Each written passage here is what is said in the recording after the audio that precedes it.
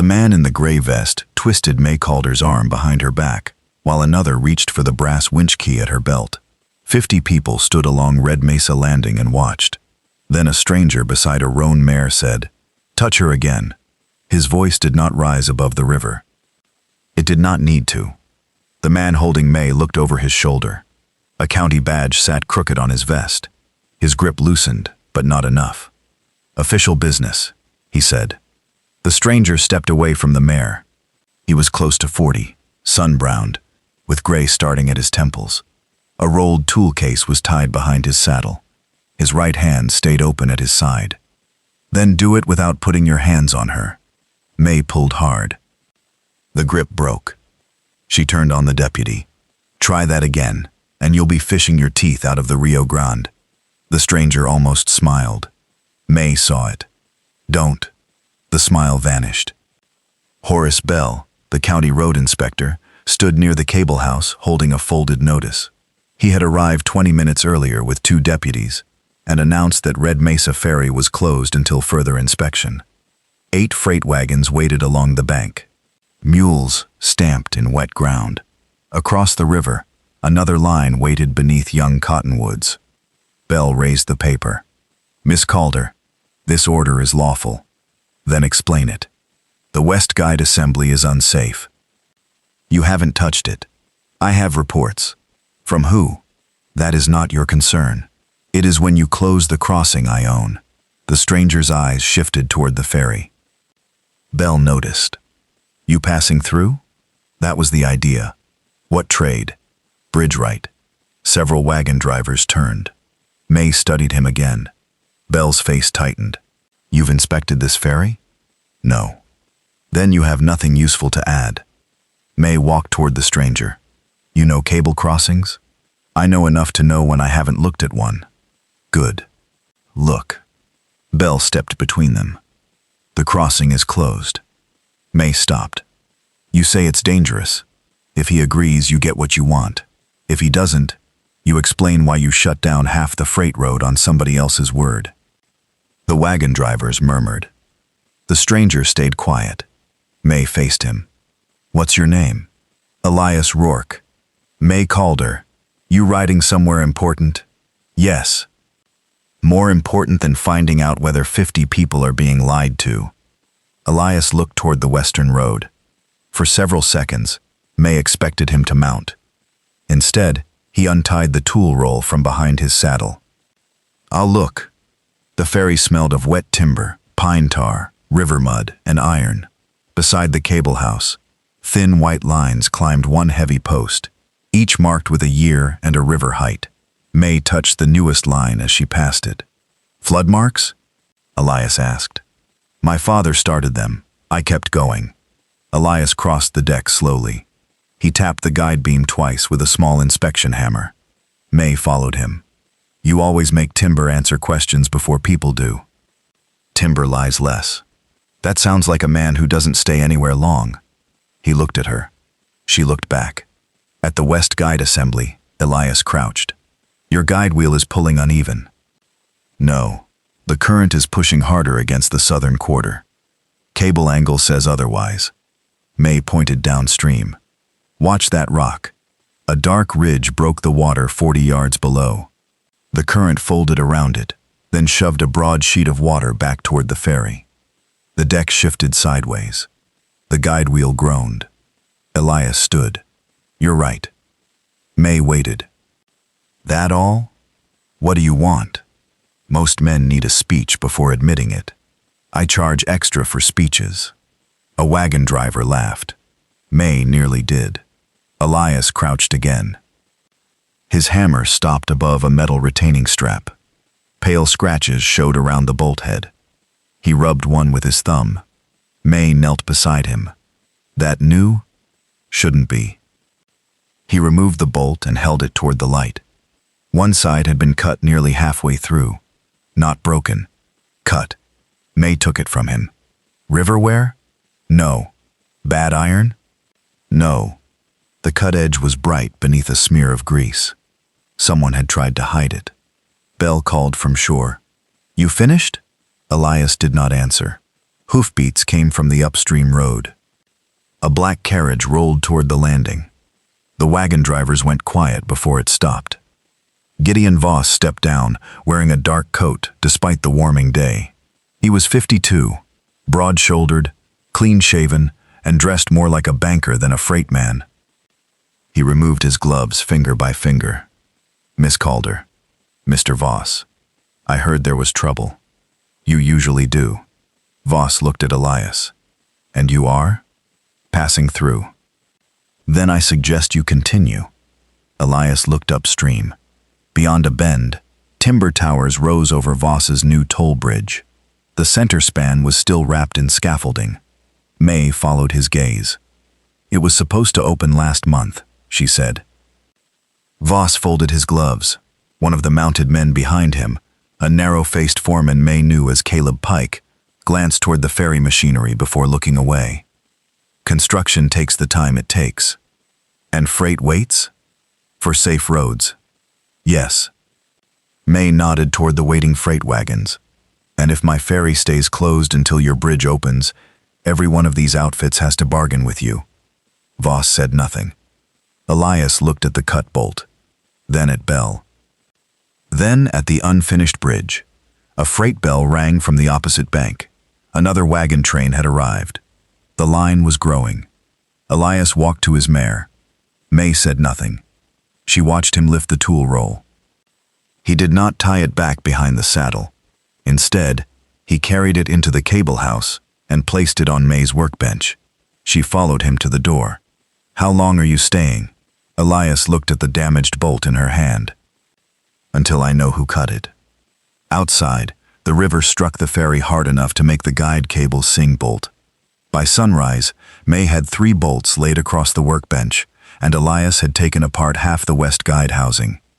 One bolt was worn smooth by years of vibration. Another had a shallow crack. The third, the one Elias had found the day before, carried a bright diagonal cut under the grease. Mae leaned over it. "You still think somebody did this?" "I know somebody did. Knowing and proving aren't the same."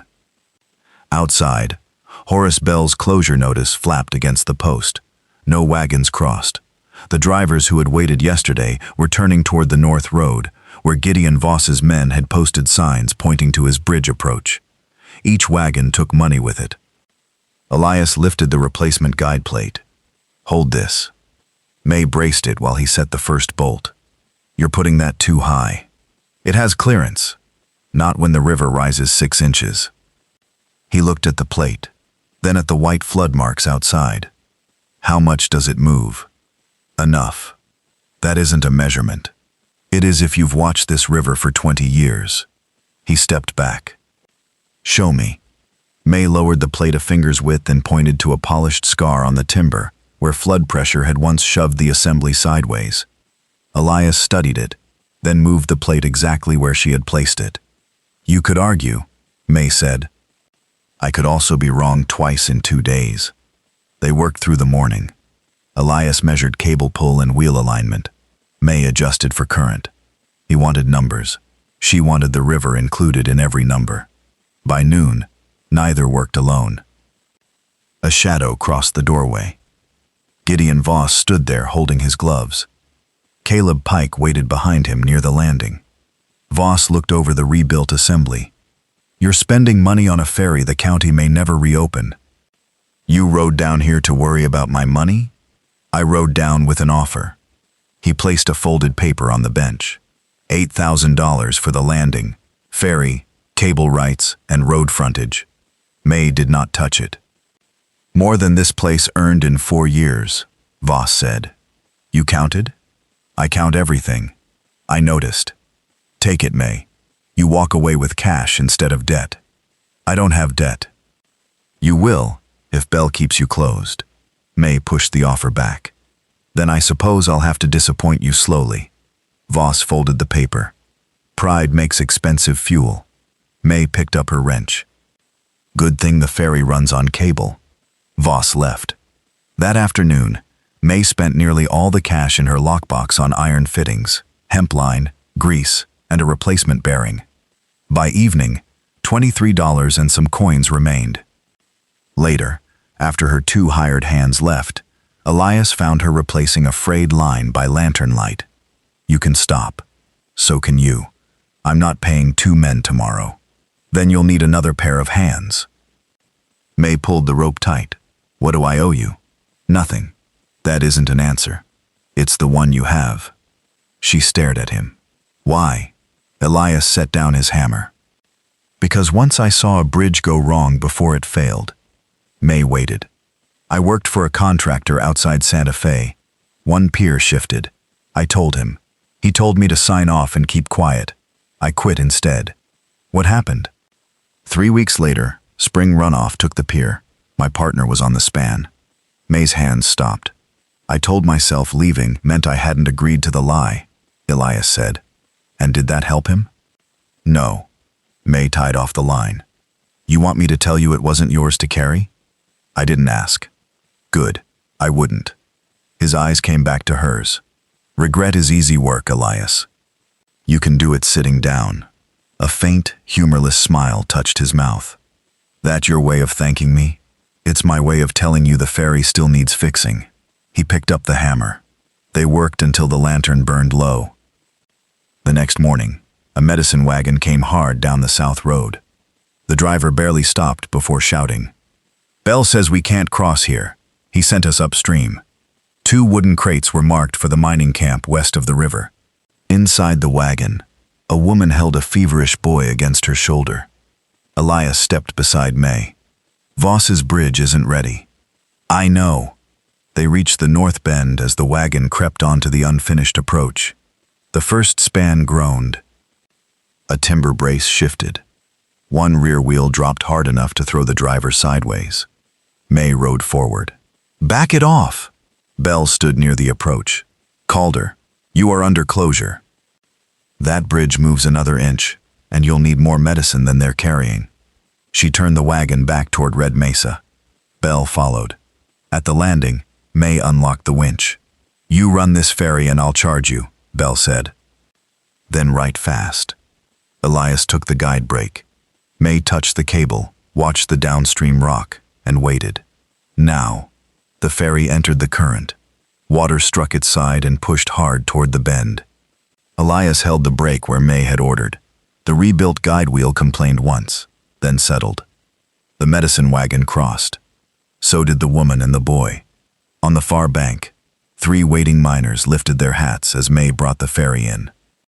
By the time Mae returned, more than 40 people stood on the bank. Bell waited with a folded summons.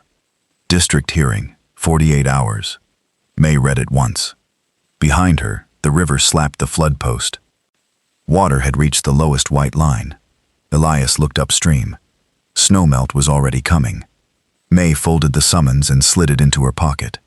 48 hours. The river climbed another inch before sunset. The river rose 6 inches before breakfast.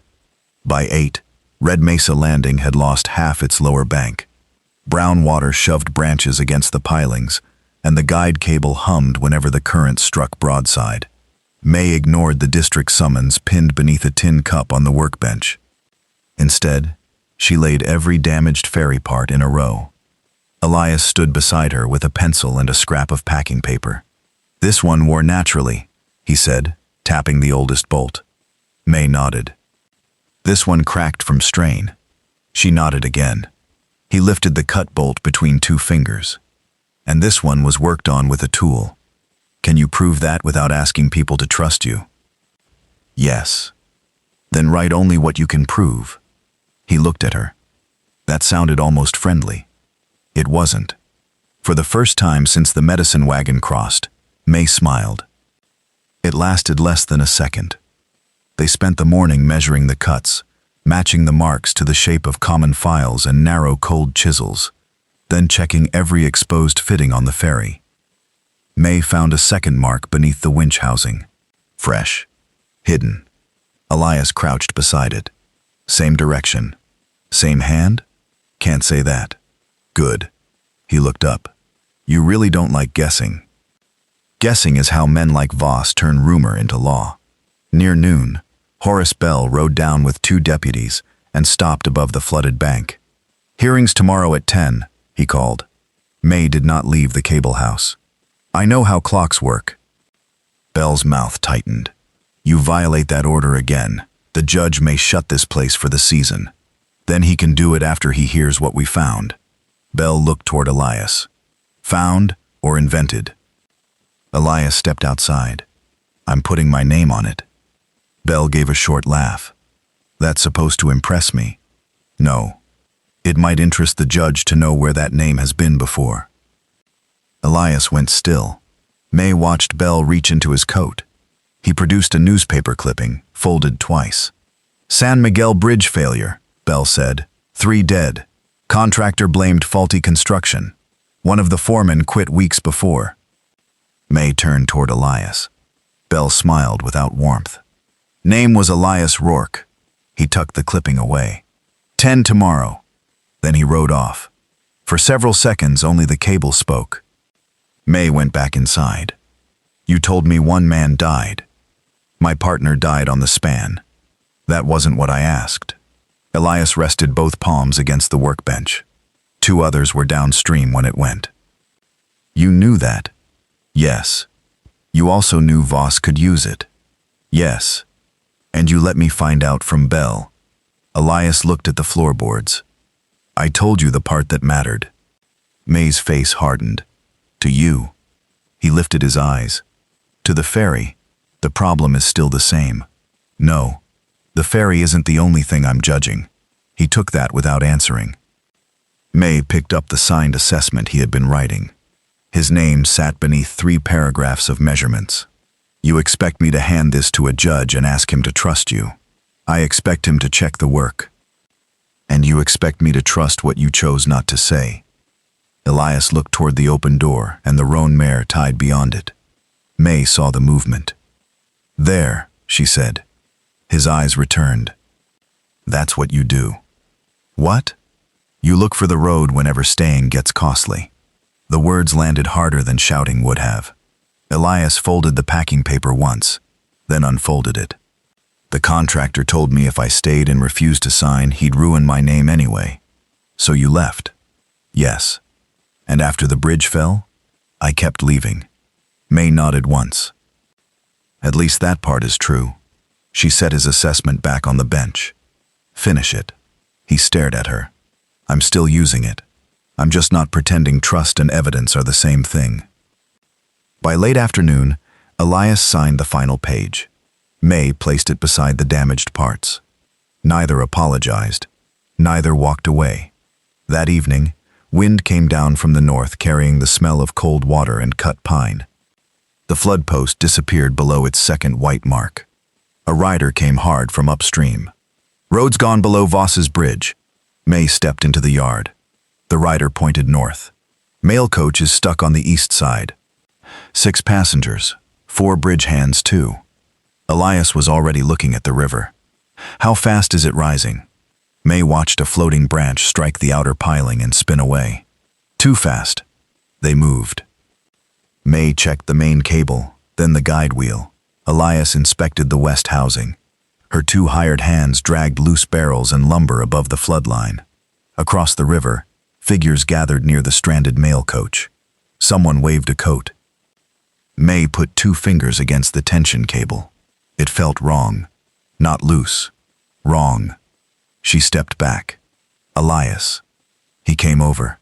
She pointed at the brass indicator on the winch frame.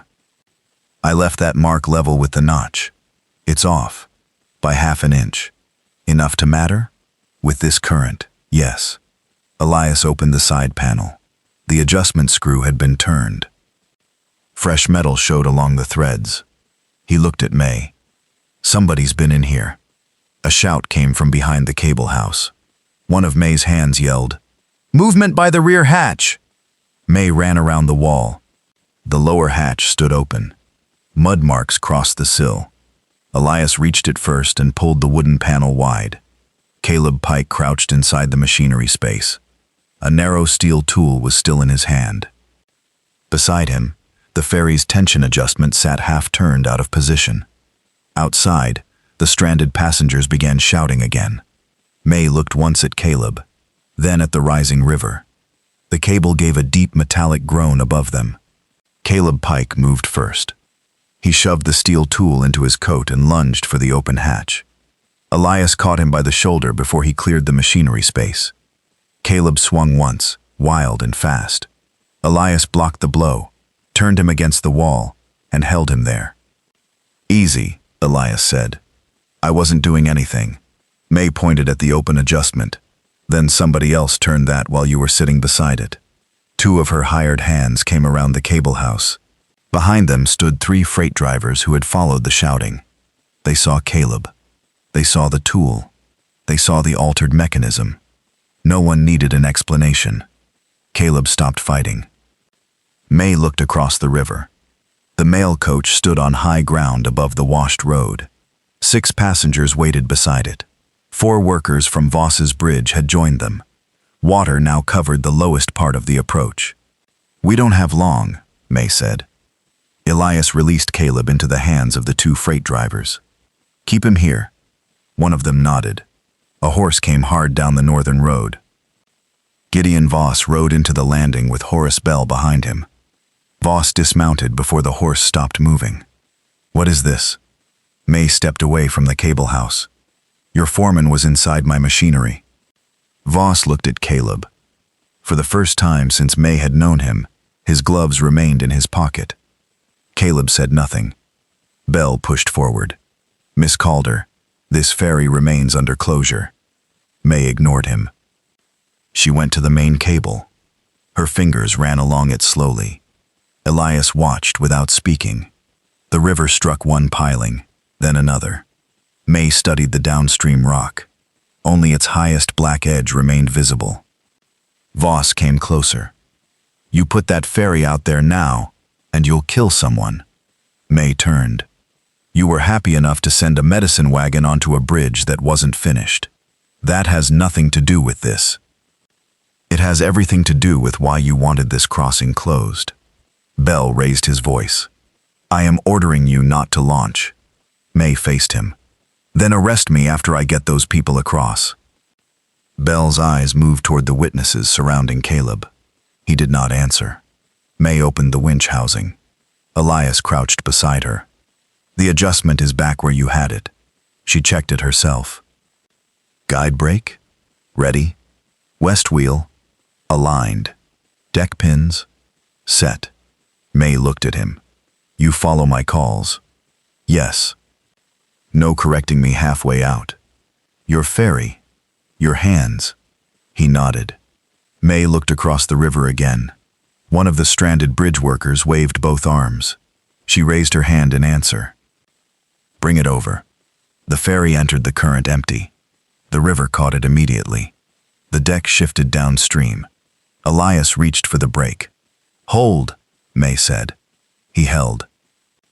The cable groaned above them. Now, he eased pressure. The ferry swung into the stronger current and began moving toward the far bank. Halfway across, a branch struck the side. The deck jumped. Elias braced himself against the housing. Mae did not look at him. Her eyes stayed on the current. 2 turns. He gave her 2. "Stop." He stopped. The ferry slid past the worst pull and reached the far landing at an angle. The passengers climbed aboard quickly. Mae looked at the mail coach.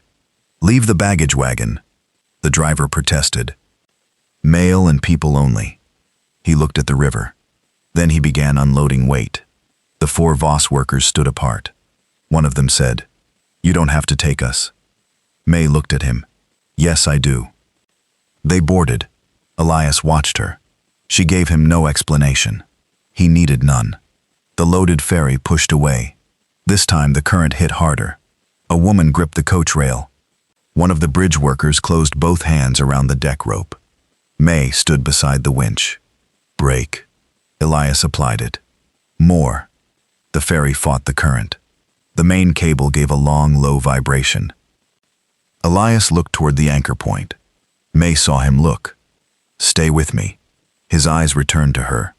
"Here. Ease." He eased. The ferry slid downstream several yards.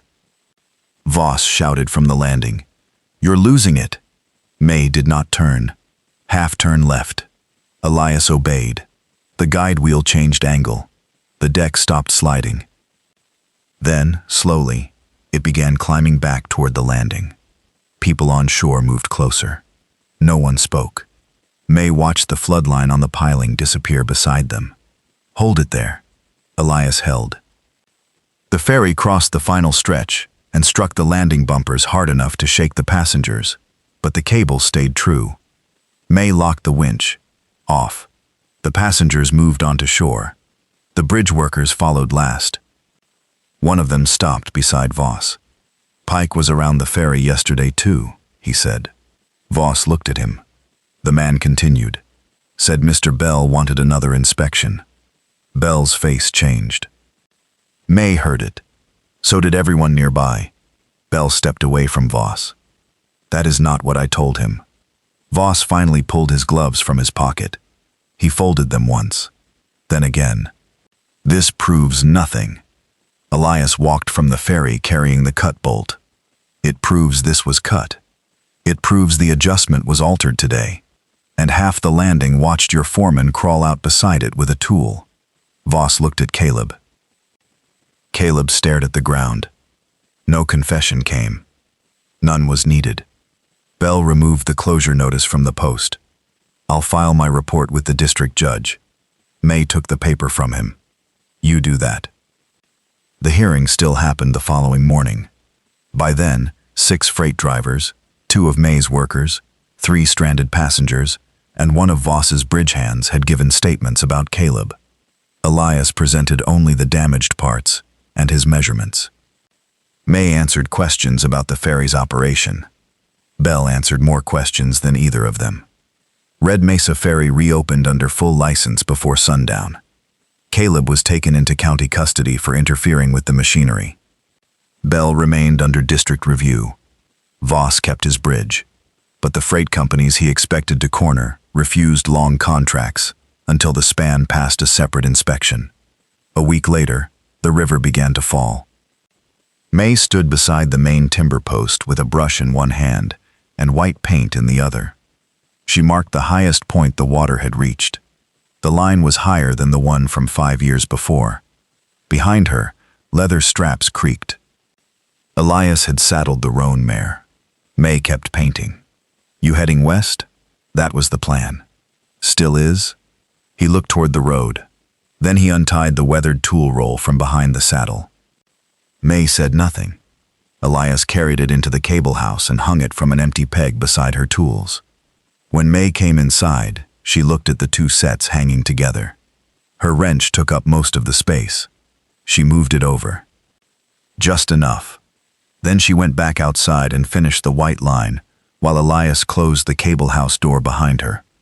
If you enjoyed Mae and Elias's story, subscribe and leave a like for more Wild West stories built on earned trust and hard choices.